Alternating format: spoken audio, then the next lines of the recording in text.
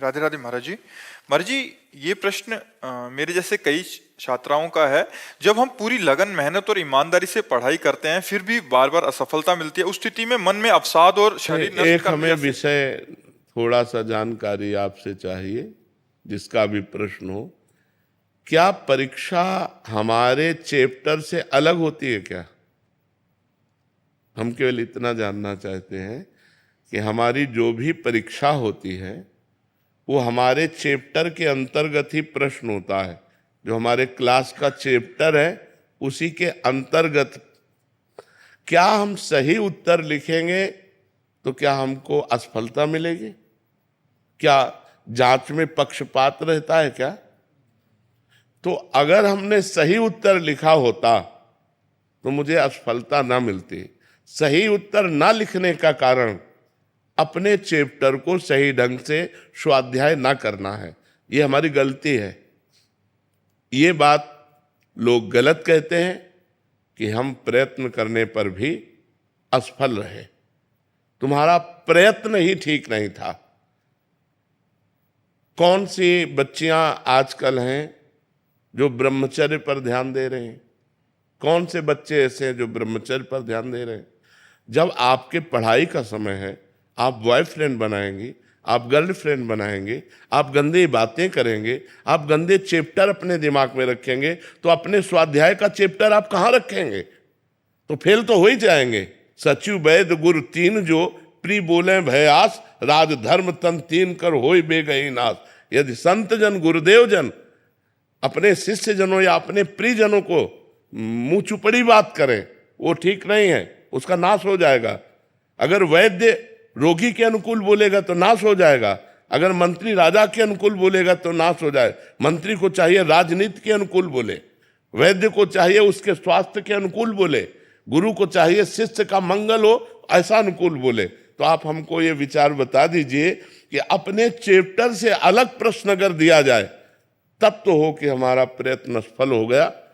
अपने चैप्टर पर अगर हम हैं तो हम फेल नहीं हो सकते। अपना चैप्टर बदल दिया। एक 17 साल की बच्ची यहां बैठे हुए कह रही थी मैं शराब पीती हूं, मैं सिगरेट पीती हूं, यहीं बैठ के बोली थी। तो उससे मुझे लगता है अनुमान, जब प्रायः हम बच्चों और बच्चियों से बात करते हैं, कि शायद ऐसी कोई बच्ची होगी जिसके बॉयफ्रेंड ना हो, शायद ऐसा कोई बच्चा होगा जिसके गर्लफ्रेंड ना हो। नहीं तो प्रायः इस गंदगी में बह रहे हैं बच्चे। अब जब तुमने इंद्रियों की विलासिता स्वीकार कर ली, व्यसन स्वीकार कर लिया, तो विद्या अध्ययन कर पाओगे? विद्या अध्ययन के लिए एक तपस्वी का जीवन व्यतीत करना पड़ता है। ब्रह्मचारी, पवित्र आहार, समय से उठना, समय से सोना, और आप फेल हो जाओ तो हमें बताओ।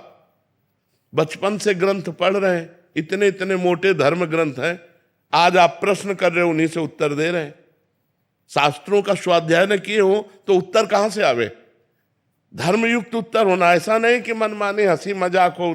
तस्मात् शास्त्रम प्रमाणम ते कार्यो व्यवस्थित हो। एक भी शब्द मिस्टेक नहीं पाओगे। ढूंढ लो, किसी ग्रंथ में लिखा मिलेगा।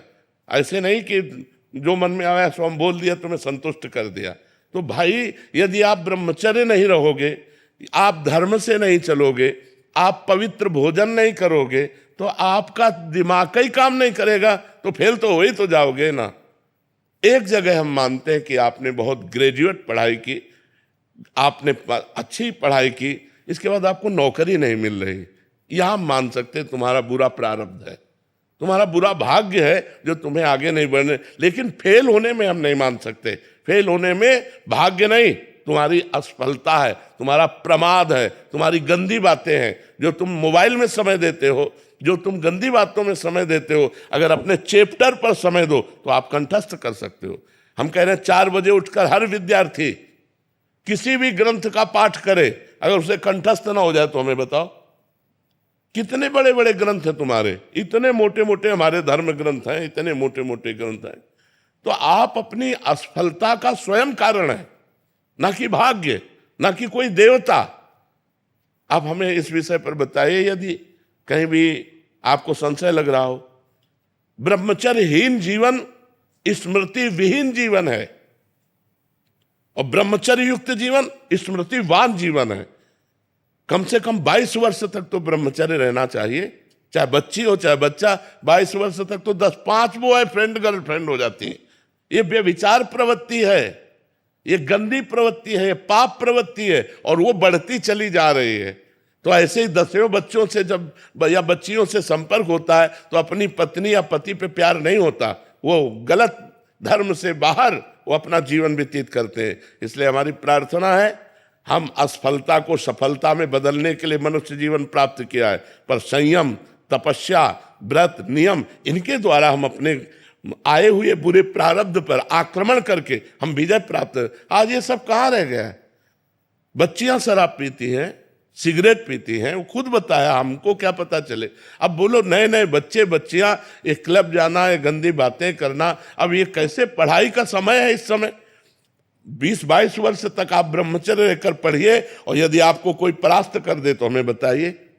आप खुद अपने संयम को बिगाड़ रहे हैं, छोटे छोटे बच्चे बिगाड़ रहे हैं। तो हम ये नहीं कहते कि आपकी ये हो गए गर्लफ्रेंड बॉयफ्रेंड, लेकिन हम कहते हैं ये आदतें, ये मोबाइल की गंदी बातें, ये हमारे दिमाग को अपनी तरफ खींच लेती हैं, जिससे हम अपने चैप्टर में स्थित नहीं रह पाते और हम फेल हो जाते हैं। हमें जो कारण समझ में आ रहा है, अब अगर आपको और कोई कारण समझ में आ रहा हो तो आप बताइए।